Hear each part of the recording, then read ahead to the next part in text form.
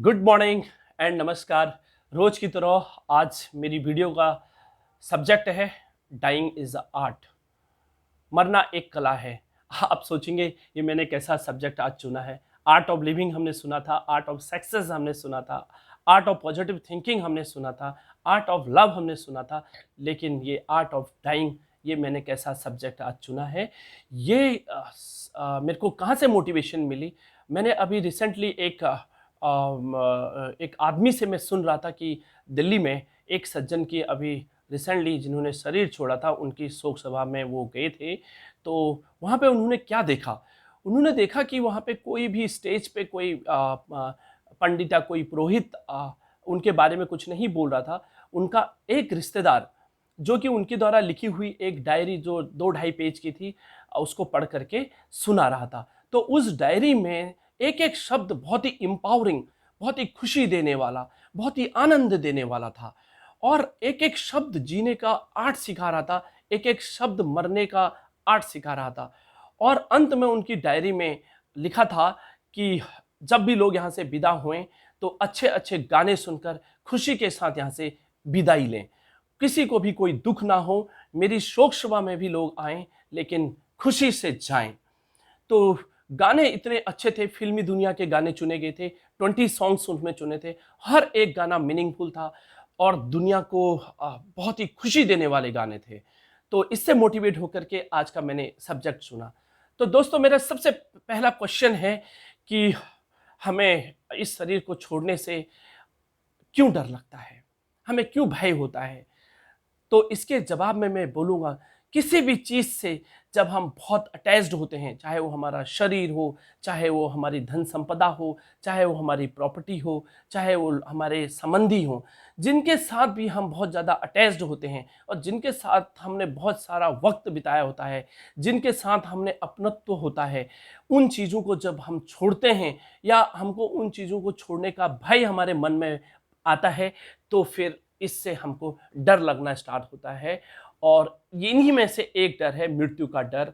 और मृत्यु के डर से बहुत सारे लोग आज ग्रसित हैं। तो मैं इसके संदर्भ में यही बोलूँगा, हम कभी नहीं मरते। अगर हम अपने ग्रंथ, अपने शास्त्र और किसी भी रिलीजियस बुक को अगर पढ़ते हैं तो हमें पता चलता है कि हम इमोर्टल हैं, हम कभी नहीं मरते हैं क्योंकि हम एक लिविंग एनर्जी हैं। ठीक है, हम एक जन्म लेते हैं इस शरीर के साथ और शरीर के साथ जन्म लेते हैं एक लिविंग एनर्जी के साथ। और ये लिविंग एनर्जी जब इस शरीर से चले जाती है तो इसी को हम डेथ, मृत्यु बोलते हैं। तो हम कभी नहीं मरते, हम एक शरीर को छोड़ करके दूसरे शरीर में आते हैं। हम यहाँ पे इस दुनिया में मेहमान हैं, मेहमान की तरह इस दुनिया में आते हैं, रंगमंच पे इस ड्रामा में अपना एक पार्ट प्ले करते हैं और प्ले करने के बाद हम इस दुनिया से चले जाते हैं। तो मैं आपसे पूछना चाहूँगा कि आप इस दुनिया को कैसे छोड़ना चाहेंगे, इस दुनिया से कैसे विदाई लेंगे और लोगों को कैसे विदाई देंगे।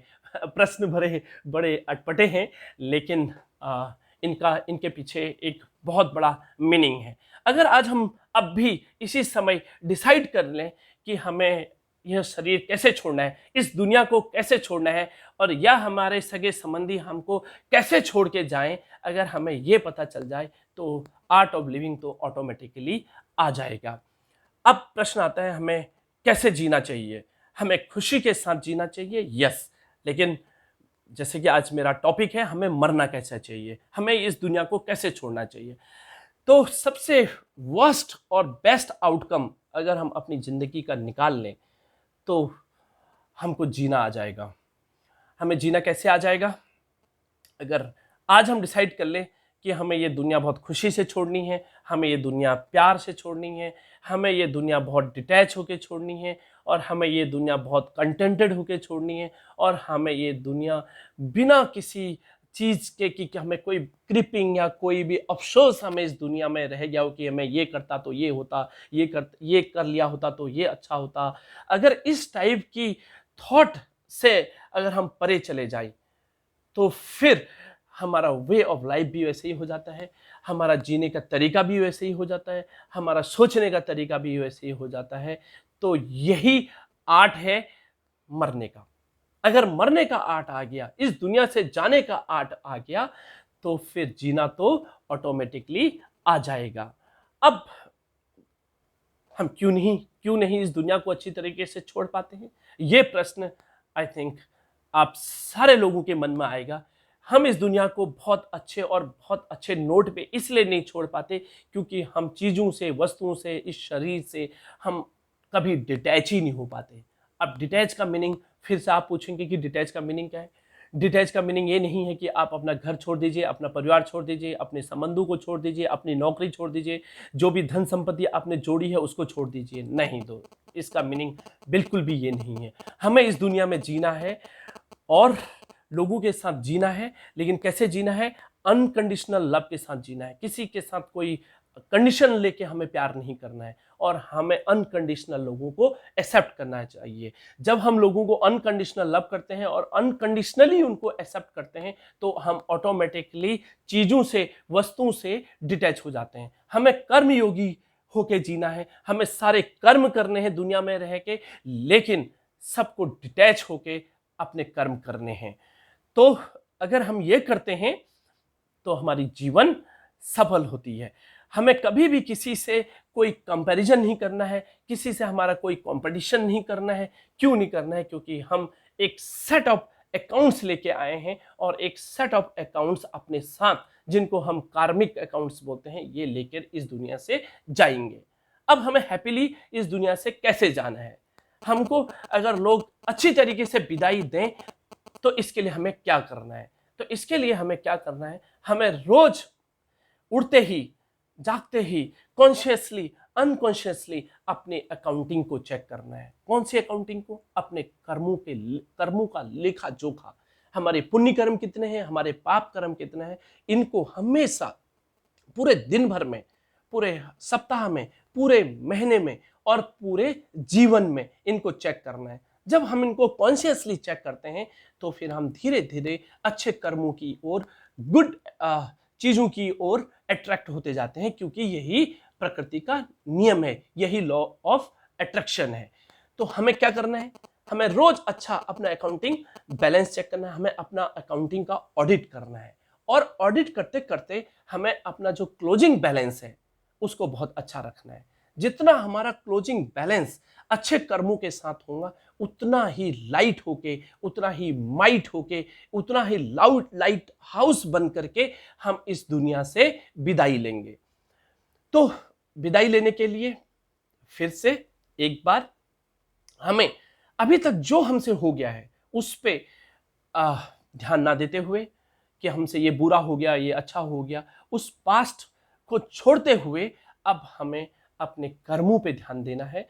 और जितना हम अच्छाई हम लोगों को देते जाएंगे, उतनी अच्छाई हम में बढ़ती जाएगी और जितना हम दूसरों को अच्छाई भरते जाएंगे, उतना ही लाइट हम बनते जाएंगे।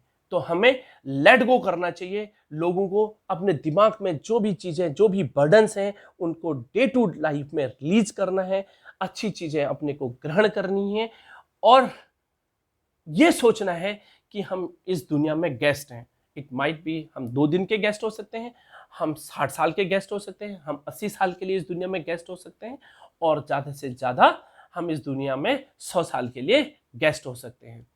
तो गेस्ट को क्या होता है? गेस्ट एक मेहमान आता है किसी भी घर में या कहीं भी आ जाता है, तो वो वहाँ की चीज़ों को भोग करता है, सब कुछ करता है, लेकिन उसके दिमाग में कोई भी अटैचमेंट नहीं होती है। क्यों नहीं होती? क्योंकि उसे पता होता है कि इस घर में या मैं अपने इस रिलेशन में जहाँ मैं आया हूँ, यहाँ मैं गेस्ट की तरह आया हूँ, 2 दिन के लिए आया हूँ या 4 दिन के लिए मैं रहने के लिए आया हूँ, इसके बाद तो मुझे इस दुनिया से चला जाना है। तो जब इस तरह की थिंकिंग हमारे माइंड में कॉन्शियसली आ जाती है तो फिर हमारा जीने का मेथड ही चेंज हो जाता है, हमारे जीने का मकसद ही चेंज हो जाता है। तो जब जीने का मकसद चेंज हो जाता है तो हम देखते हैं कि हम अंदर से बहुत खुश हो चुके हैं, कंटेंटेड हो चुके हैं, चीज़ों से डिटैच हो चुके हैं। तो एक बार फिर से डिसाइड करें कि मुझे इस दुनिया से कैसे विदाई लेनी है और दुनिया से दूसरों की विदाई को कैसे देखना है। मुझे उम्मीद है आपको मेरी ये वीडियो बहुत पसंद आई होगी। सब्जेक्ट थोड़ा अजीब सा था बट यस बहुत मीनिंगफुल है। मुझे उम्मीद है कि आपको ये बहुत पसंद आया होगा। इसी के साथ फिर मैं आपको अपनी नई वीडियो के साथ बहुत जल्दी मिलता हूँ। Thank you very much for watching this video till and. God bless you. Thank you very much. Have a great day. Have a blessful day.